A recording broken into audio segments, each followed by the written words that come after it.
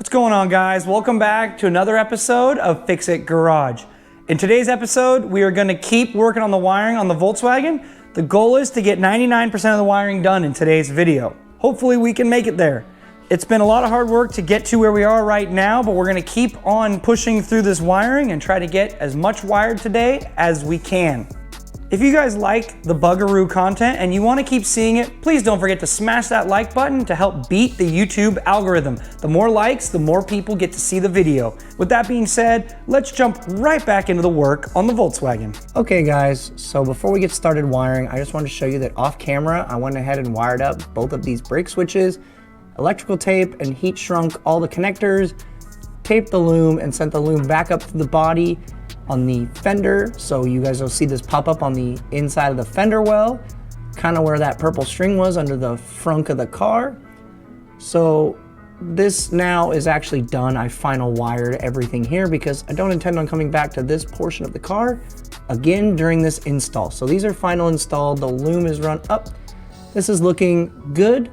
So now we can go ahead and resume wiring underneath the frunk of the car. We can get these wired into their final locations in both the fuse box, the brake switch. So let's go ahead and jump back under the hood and continue wiring. So here is the connection I was talking about for the brake switch. This runs down through there to the brake switches, comes up here. Here are both of the wires that we're gonna have to connect. The orange and red wires both need to be connected to their respective circuits. This one goes to the fuse box. This goes to the dual brake circuit warning light on the dash, which don't know if it actually works, but we're gonna wire it in hopes that it does. So here are both of these wired to there. So now they are ready to be run over here. So let's go ahead and let's keep wiring up this car. We're gonna grab another circuit and we're gonna go ahead and start wiring everything up. Let's go.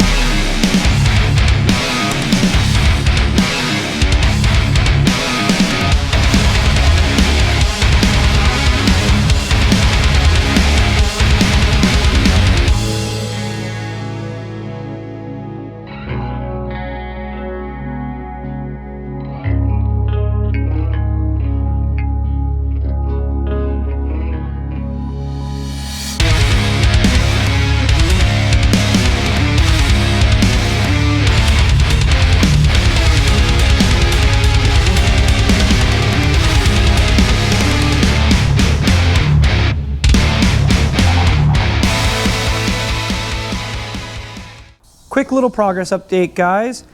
We have electrical tape this harness here that goes to the headlight, the flasher, and the relay.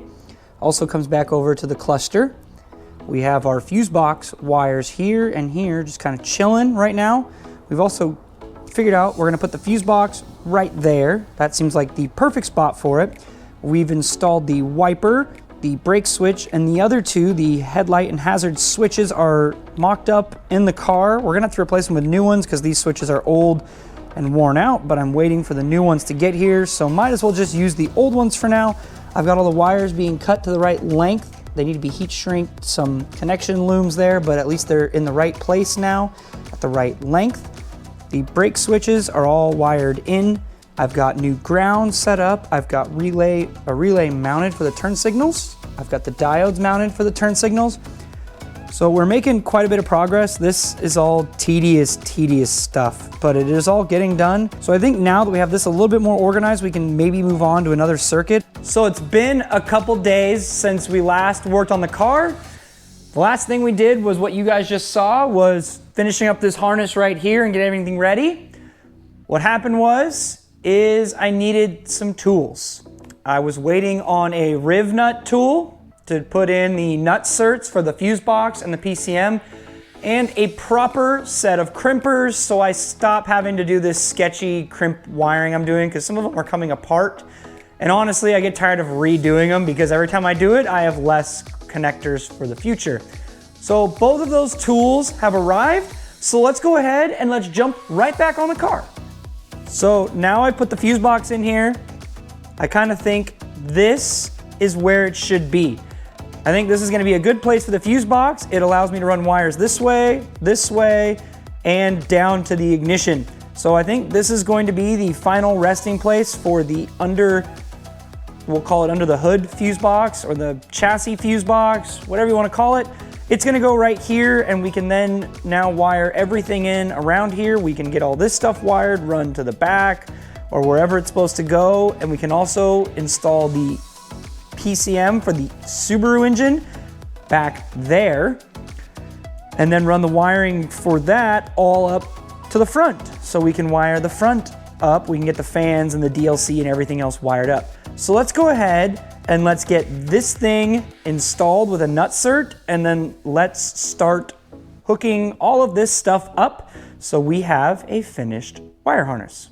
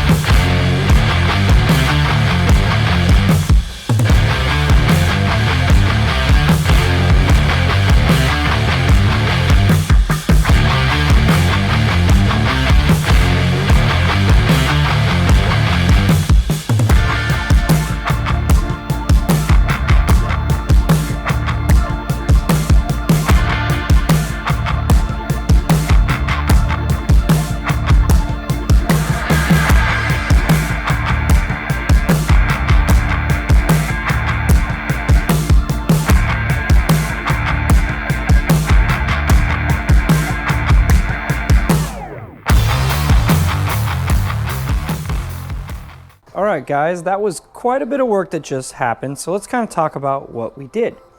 First of all, you can see the fuse box is in, and it's actually bolted in now. We've also bolted in one of the two junction boxes. This one, I need a different riv nut tool to get the riv nut in there so I can bolt that one down, which I will do later. We also have all of the fuse box wiring wired up to here or down to there, wherever it's supposed to go. The only wires here that are not wired yet are all of the grounds, the fuel level, the radio, and the wipers, which are tucked back in there. Everything else is wired in under the hood, except for the harness over here. Everything that has to come from there isn't wired in yet, but otherwise, this is all done. And it's all routed down through here that goes down, that needs to go to the back of the car. So here we are inside the car where the wire harness comes through the chassis, down here, and through this little thing, and here's all my wiring right here. So now this is kind of where we're at. This wiring all goes to the back of the car. So it's all ready to go to the back of the car. So the next step is gonna be to get this stuff routed to the middle and back of the car where the voltage regulator is, the starter, the alternator, and the oil pressure sensor are. When we do that, we can also go ahead and start mounting our PCM back behind the back seat. So the most logical next step would actually be to install the PCM. So we're gonna go ahead and start mocking that up and get the PCM installed so we can start lengthening wires to run to the front. So we can kind of do all of this stuff at the same time. So let's go ahead and try to fire up a good time lapse of me installing that PCM.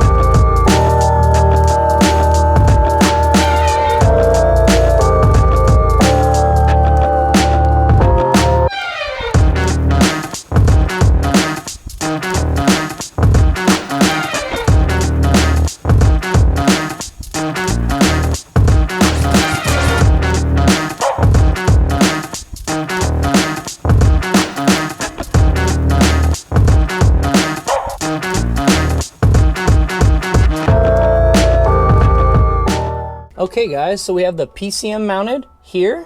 We've got our relays right there. Here's the harness that is going to be running up front. We need to lengthen everything on this.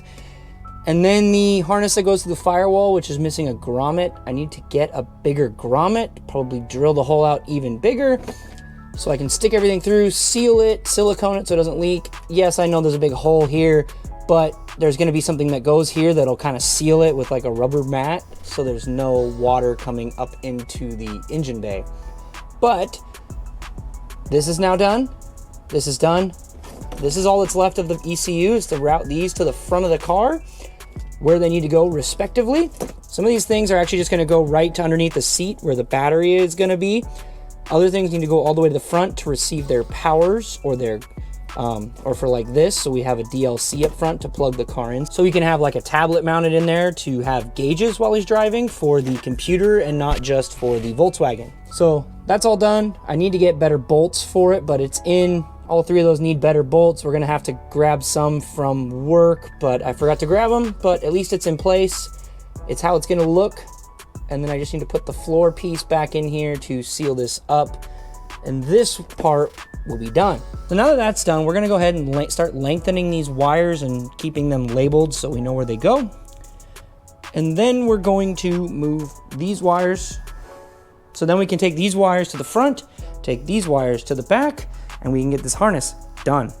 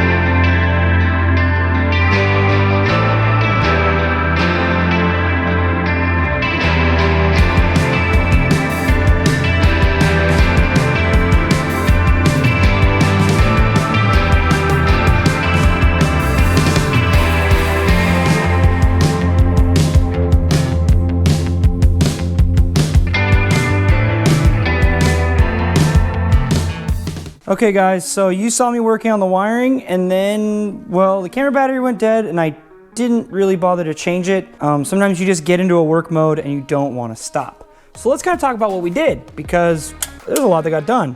So the harness from the PCM is now run up here. I've actually installed the DLC so we can plug in a code reader or data logger to it. I've got the diagnostic connector right here, and down there I have the other Superu diagnostic connector. Those wires run up inside the carpet, through the firewall, and under the hood, where they are not fully connected because I don't have a radiator fan in the car, I don't have a fuel pump in the car, and I don't have the ignition in the car, as you can see by this mess of wires, so there isn't really anything more I can do with those wires until those parts are in. Going back to the back of the car, you can see a nice mess of wires. Again, I've got all these wires here. Some of them go to the starter, the reverse switch, or the voltage regulator, which right now there is no voltage regulator or battery or starter in the car. So these wires are as far along as we can get them until we put the parts in. Let's go to the back of the car real quick and I will also show you guys what we got back there. Ignore the Dremel back here, but I have all the wiring coming through the firewall without a grommet. I need to add one, I know, waiting on the grommet to get here, with all the engine wiring that will connect to the engine harness once I attach it to this intake manifold.